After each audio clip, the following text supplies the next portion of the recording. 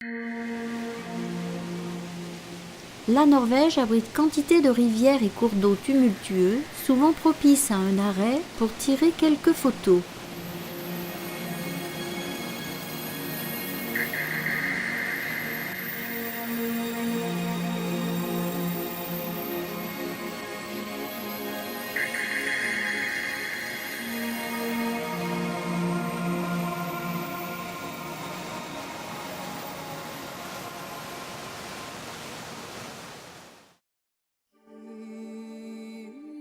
Il nous reste une centaine de kilomètres à parcourir depuis le cercle polaire pour atteindre Bodø.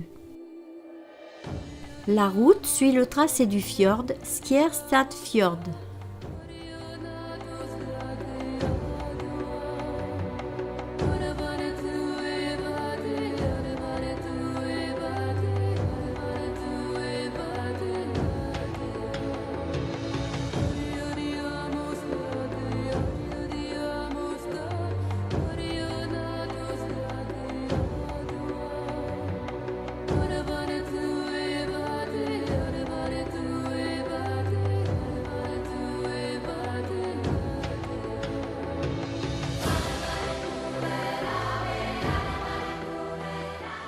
Nous allons embarquer avec le bus à bord d'un ferry. Une longue croisière de 3 heures dans le Vestfjord nous conduira aux îles Lofoten. Depuis Bodø, nous allons traverser l'immense fjord jusqu'à la pointe de la presqu'île à Moskenes.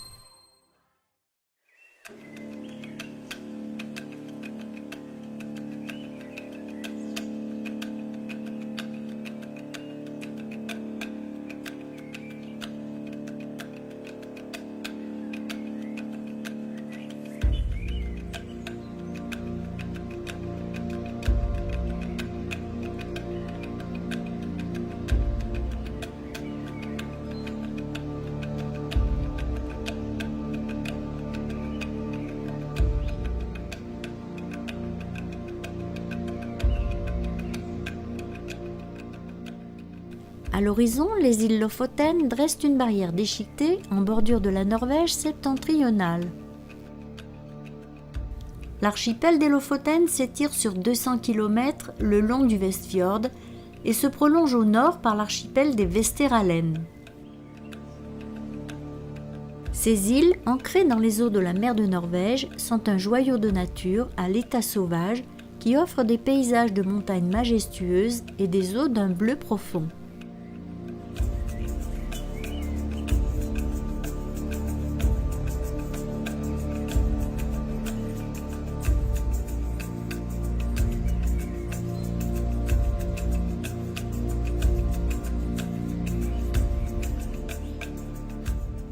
Même si sur le pont du bateau l'air est plutôt vif, les Lofoten bénéficient en raison du Gulf Stream d'un climat beaucoup plus doux que les autres parties du monde à la même latitude, comme par exemple le Groenland qui vit sous l'emprise de la glace. La pêche a toujours été la principale raison pour laquelle les populations se sont installées ici, et aujourd'hui encore, la région est connue pour ses nombreux petits villages de pêcheurs. D'autre part, le pays pratique toujours la chasse à la baleine, ce qui lui vaut quelques tensions internationales malgré tout. Actuellement, la pêche à la morue constitue encore l'activité la plus importante. Les poissons viennent frayer dans ces parages de janvier à avril.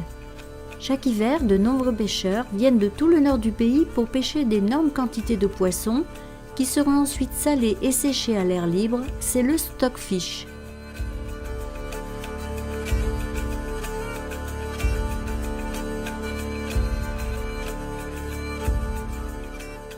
Nous allons bientôt accoster à Moskenes et l'énorme porte du ferry commence à se lever.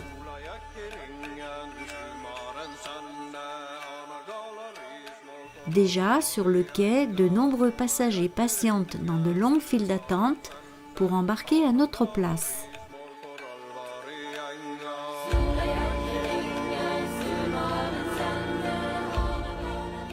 Tout près, à l'extrémité de la péninsule, se trouve le petit village de Rein, la carte postale des îles Lofoten. C'est vrai que l'endroit a beaucoup de charme, il est désigné comme le bijou des Lofoten.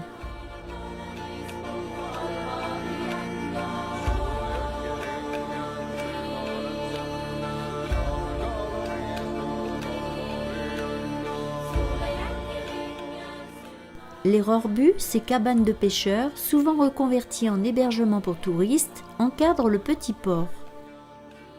C'est au XIIe siècle que les îles Lofoten ont connu un essor important avec le commerce de la morue séchée, qui se vendait dans toute l'Europe.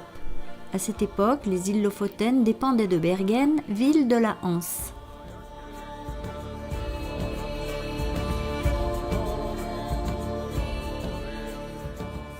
À partir du printemps, sur d'immenses séchoirs, des milliers de cabillots étêtés se balancent au soleil.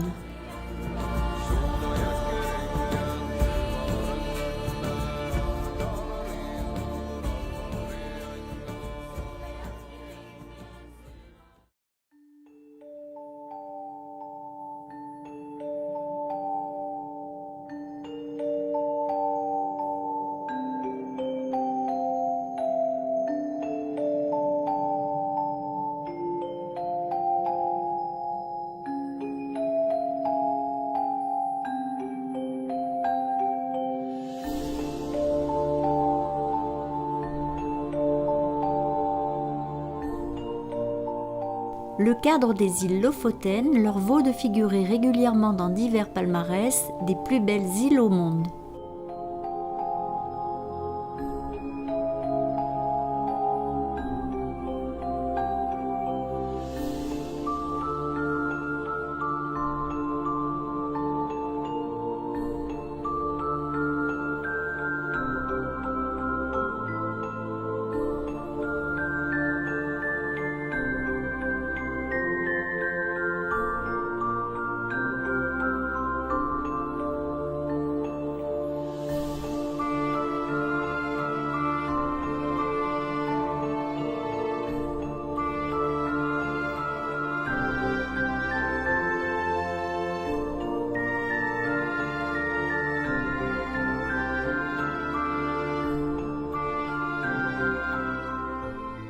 Une prise de conscience pour assurer la préservation des ressources marines a conduit la Norvège à s'orienter vers l'émergence d'une aquaculture réglementée.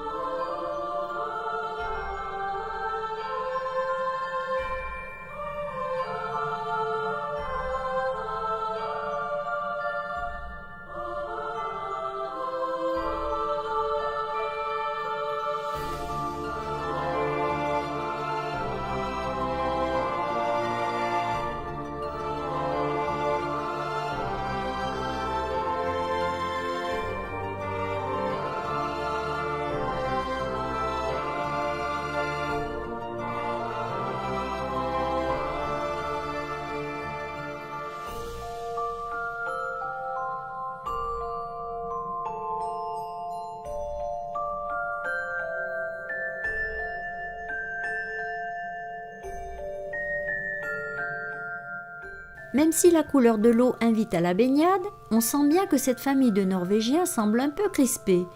Peut-être que la température de l'eau en est la raison.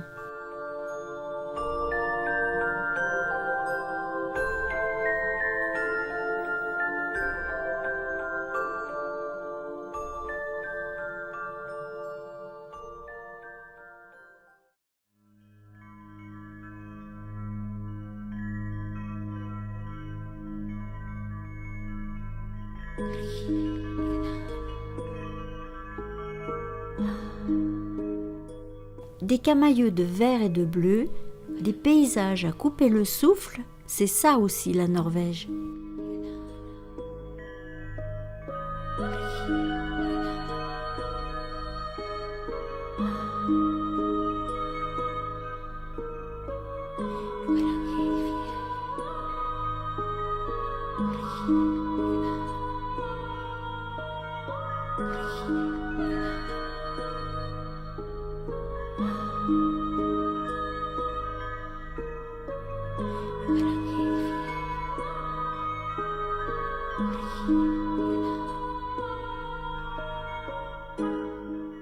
Dans le petit village de Kabelvåg se trouve l'église de Vågan, surnommée la cathédrale des Lofoten.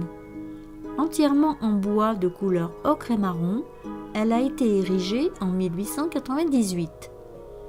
Avec 1200 places assises, c'est la plus grande église en bois du nord du pays.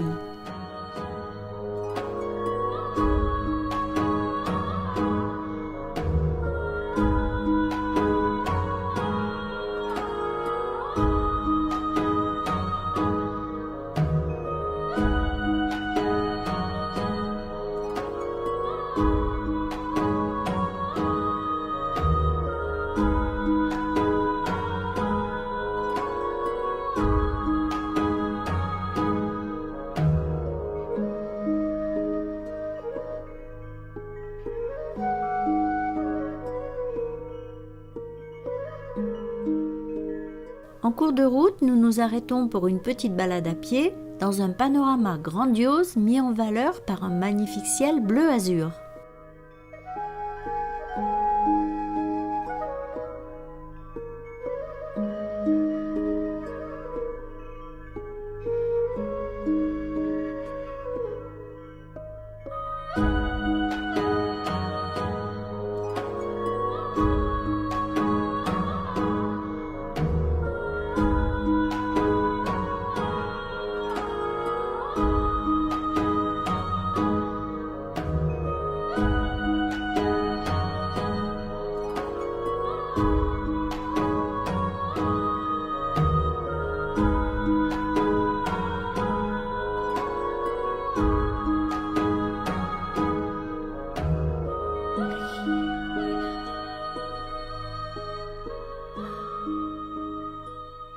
Nous arrivons largement en avance pour notre dernière traversée en ferry de la journée pour rejoindre Melbo dans les îles Vesteralen.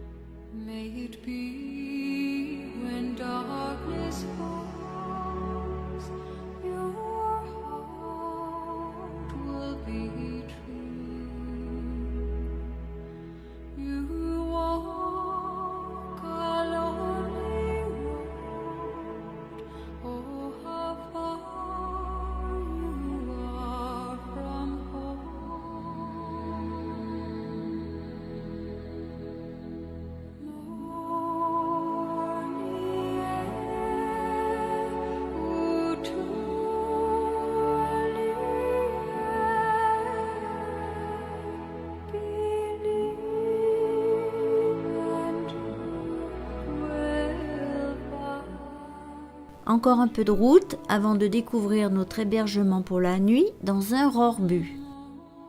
Nous partageons cette cabane confortable avec nos amis Joël et Eric. À peine le temps de poser les valises et déjà nous partons faire un tour dans le village.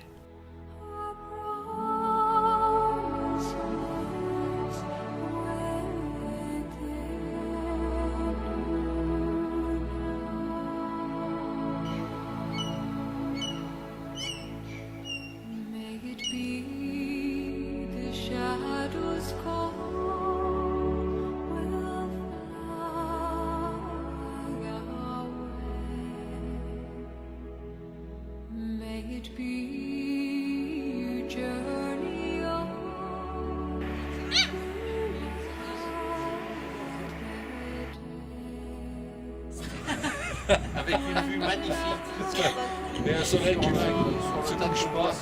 Alors c'est bien, ouais, c'est sympa. Hein. Le soleil qui ne se couche pas. Ouais.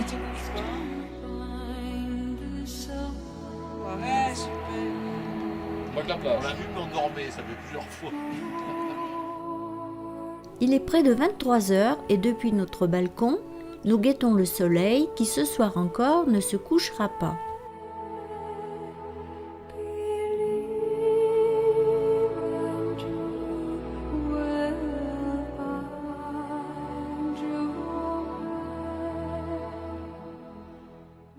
Nous sommes au bout du Ottofjord qui prolonge le Vestfjord. Ce matin, nous allons rejoindre le continent et la province du Troms vers le Finnmark, comté le plus au nord du pays. La Norvège du Nord est de loin la partie la plus vaste et la moins peuplée, avec seulement 7,5% de la population totale qui vit au nord du cercle polaire.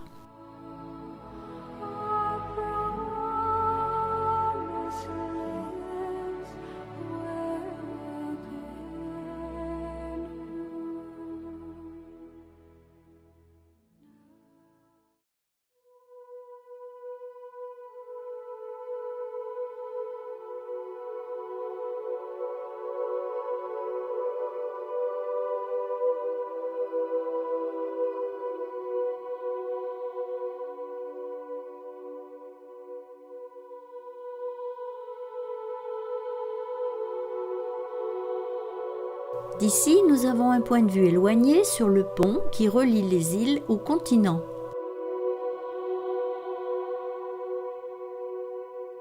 Nous approchons du pont et traversons de l'autre côté pour atteindre Narvik, situé sur les rives de l'Ottofjord et encadré de hautes montagnes enneigées. Cette ville fut le théâtre de rudes batailles en 1940 entre les forces allemandes et les Alliés, la France, le Royaume-Uni et la Pologne, engagés avec la Norvège contre l'Allemagne, qui souhaitait s'assurer le contrôle de la ligne ferroviaire transportant le minerai de fer suédois, dont elle était grande consommatrice pour l'industrie de guerre.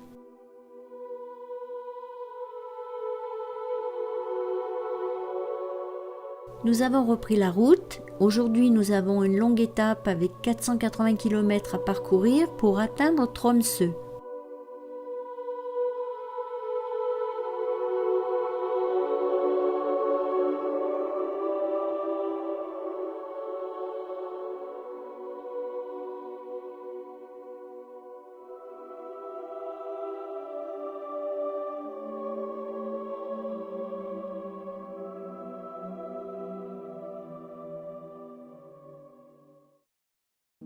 Nous arrivons à Tromsø dans l'après-midi.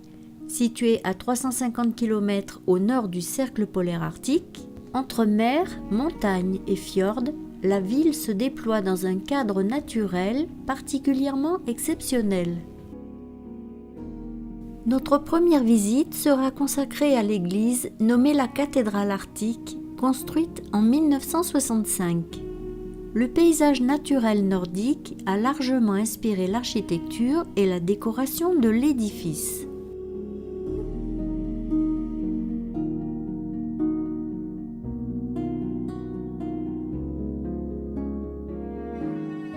L'église possède par ailleurs le plus grand vitrail d'Europe septentrionale.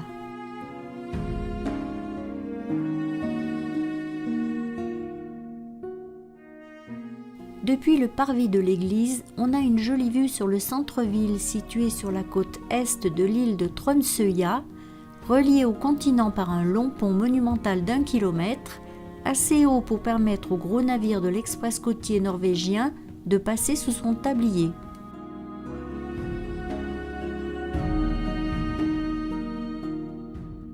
Au centre-ville, face à notre hôtel, se trouve la seule cathédrale en bois de Norvège, un exemple peu commun d'architecture néogothique datant de 1861.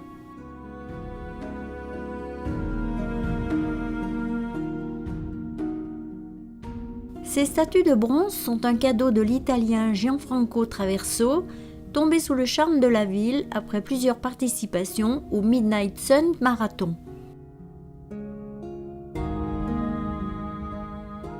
Le décor des rues est typiquement scandinave, élégant et coquet. C'est une ville moderne où la culture est bien présente.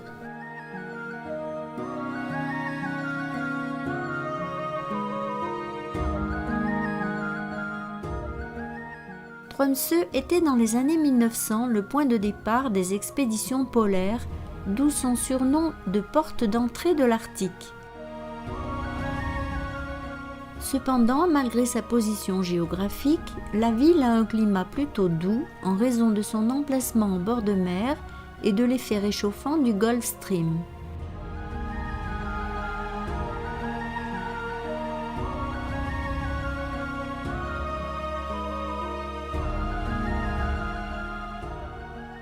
Cette statue a été érigée à la mémoire des baleiniers et des pêcheurs qui ont perdu la vie dans l'océan Arctique. L'idée du monument est venue à la suite de l'hiver 1952 où plus de 100 hommes périrent en mer, dont 80 baleiniers.